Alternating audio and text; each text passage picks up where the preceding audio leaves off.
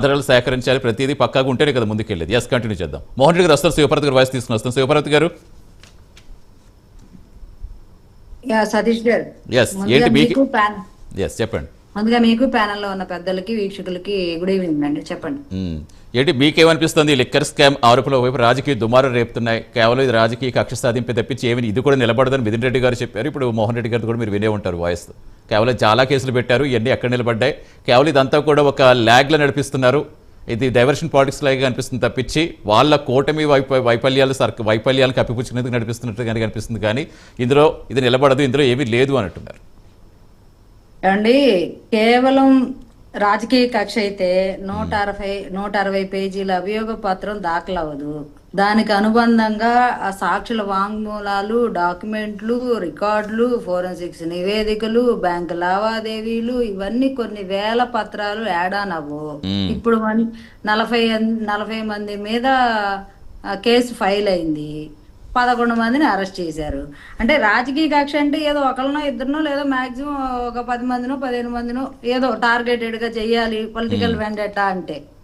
ఇక్కడ very clear గా వీళ్ళైతే ఏదైతే అరేంజ్ చేశారో దాదాపు కొన్ని వేల పేజీల రికార్డ్స్ ని వాళ్ళు తగలబెట్టేశారు. 14 హార్డ్ డిస్కుల్ని పగలగొట్టేశారు.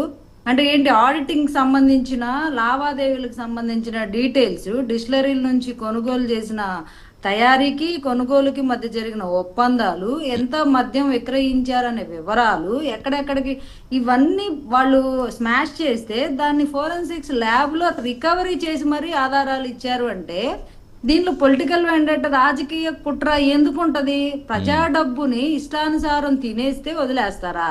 నేను దండలేసి సన్మానాలు చేస్తారా? మీరు 1000 కోట్లు తినేయండి, మీ ఇష్టాన్ని పాలసీలు చేసుకోండి.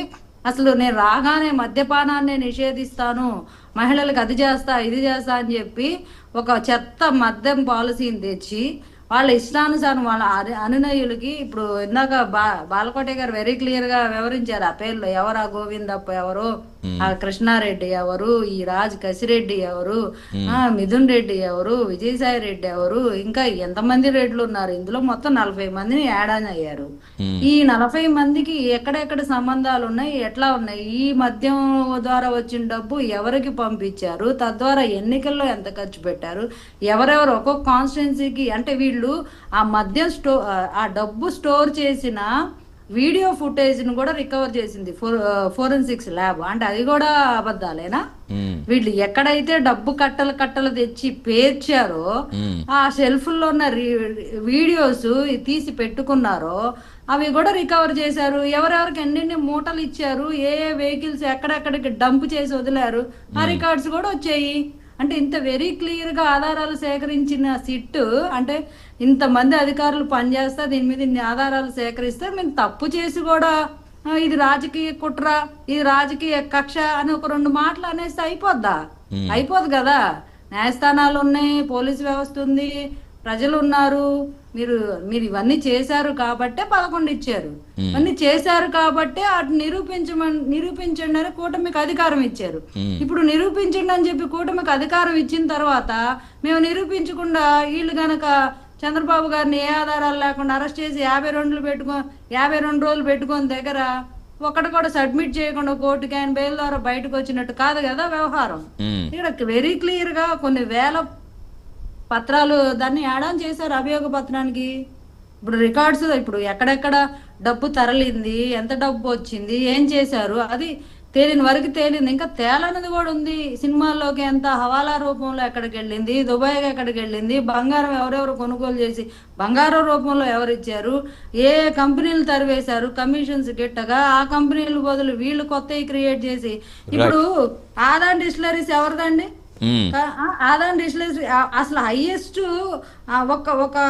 ఒక కంపెనీ పెట్టి 25 నెలల వ్యవధిలో 1164 కోట్లు విలువైన మద్యం సరఫరా ఒక్క డిస్టిలరీ కంపెనీకే ఇచ్చారంటే జస్ట్ 25 నెలల కాలంలో. అంటే ఇది ఈ డిస్టిలరీస్ కంపెనీస్ అన్ని ఎవరికి రిలేటెడ్ ఉన్నాయి?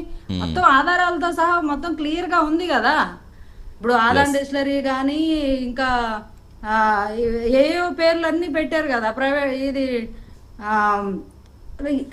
ఈ విజయసాయి రెడ్డికి సంబంధించిన Right. కానీ రాజకేశ్ రెడ్డికి సంబంధించినవి కానీ మిథున్ రెడ్డి గారు పక్క నుండి ఆయన డిస్టిలరీస్ దగ్గర నుంచి వాళ్ళకి వాటాలు తీసుకున్నది ఇచ్చింది, మద్యం తయారీకి ఎంత చేశారు, ఎంత ప్రొక్యూర్ చేశారు, ఎంత అమ్మారు, ఎంత సేల్ చేశారు, వచ్చిన డబ్బును ఏం చేశారు, ఇవన్నీ ఆయన వేదిక గానీ A4 గా. అందుకే మిథున్ రెడ్డి గారు జాయిన్ అయ్యారు. ఆయనకి ప్రమోషన్ ఎందుకు వచ్చింది A4 గా? రైట్. ఎస్ మోహన్ రెడ్డి గారు అంటే మీరు ఏం చెప్తారు జనరల్ గా? ఇప్పుడు మీరు కక్ష సాధింపు అంటున్నారు. కక్ష సాధింపు అంటే రాజకీయ నాయకులే కాదు కదా. ఎస్ కంటిన్యూ చేస్తారు పార్వతి గారు. రాజకీయ నాయకులు కాదు కదా, అధికారుల మీద పెట్టారు. రీసెంట్గా రజత భార్గవ్ గారిని చూస్తాం. ఇప్పుడు రోజుకి 10,000 కంటే కొత్త మద్యం పాలసీ వచ్చినప్పుడు, కొత్తగా ఏదన్నా కంపెనీ బ్రాండ్ మార్కెట్లోకి వచ్చినప్పుడు అంతకంటే ఎక్కువ ఇవ్వకూడదు, 1,50,000 ఎలాగిచ్చారనే కదా. ఇలాంటి ఆరోపణల మీద కదా, ఆరోపణలు కాదు కదా అవి జరిగిన వాస్తవాలను బట్టే వాళ్ళు విచారించడం మొదలు పెట్టడం మనం చూస్తాం. ఇప్పుడు రీసెంట్గా ఇప్పుడు ఈ రోజు కూడా మిథున్ రెడ్డి గారి మీద ప్రధానంగా ఉన్నది ఏంటి, ఆన్లైన్ పేమెంట్ విధానం మాన్యువల్ మోడ్గా మార్చడంలో కీలక పాత్ర పోషించారనే అభియోగాలు ఆయన మీద ఉన్నాయి. అది ఎంతవరకు వాస్తవం అనేది మరి తేలుస్తున్నారు, ఇంకా జరుగుతుంది విచారణ అని అనుకుందాం. అసలు PLR ప్రాజెక్ట్స్ అని ఆ ఖాతాకి అనుమానాస్పదంగా చాలా డబ్బులు ట్రాన్స్ఫర్ అయ్యాయి కాబట్టి దానికి సంబంధించి కూడా తేలుస్తూ ఉంటారు. ఇప్పుడు ఛార్జ్ షీట్లు ఇప్పుడు ఆల్రెడీ దాఖలు చేసిన ఛార్జ్ షీట్ మిథున్ రెడ్డి గారి పేరుకి అక్కడ చెప్పట్లేదు. 20 రోజుల్లో మరో ఛార్జ్ షీట్ దాఖలు చేస్తామని చెప్తున్నారు. మరి ఇప్పుడు ఈ విచారణ బట్టి ఏమన్నా చేరుస్తారేమో చూడాలి. అసలు ఇవన్నీ లేకుండానే ఇప్పుడు ఎవరి పేరు పెడితే వాళ్ళ పేరు చేర్చేంత ఏముంటుందండి అధికారులకి? మీరన్నట్టుగా రాజకీయ నాయకుల కంటే పోనీ కక్ష సాధింపు అనుకోవచ్చు, అధికారుల మీదకి ఎందుకు వెళ్తుంది? దయచేసి మీకే ఇస్తాం స్వామి. చెప్పండి.